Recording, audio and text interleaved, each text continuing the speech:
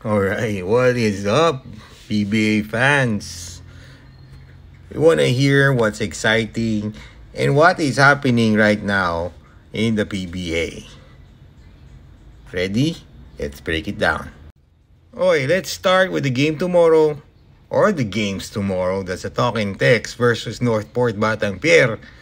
Para sa first game, head-to-head, tignan natin kung ang Talking Tex mababantayan ang kanilang winning streak or mabubulaga ba sila ng Northport Batang Pier. Let's see. Sa second game naman, Barangay Ginebra Gene Kings versus the Meralco Bolts. This is a very important game and a deciding game for them para sa outright ng isang quarterfinals berth. Huwag natin papalagpasin yan.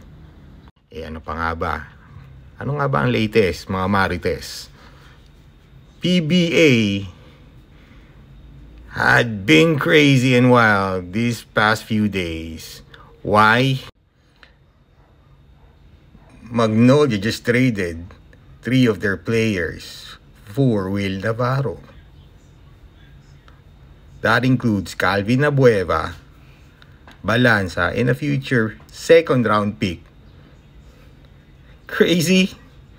Not yet, because there's more. Si Jordan Heading, tinrade, papuntang Talking Tex, kapalit ni Mikey Williams. Ang tanong, maglalaro na nga ba si Mikey Williams this time? Mapapa-oo ba ng Converge itong batang ito? We don't know. Only time can tell, sabi nga. So, you want to catch all the games live? Now, head over to arenalive.ph and watch the PBA Philippine Cup anywhere. And you just have to look for me there, Amplified Sports. Follow nyo ako para maging updated kayo sa ating mga live games and promos sa Arena Plus app. Ano pang hinihintay nyo? Follow na!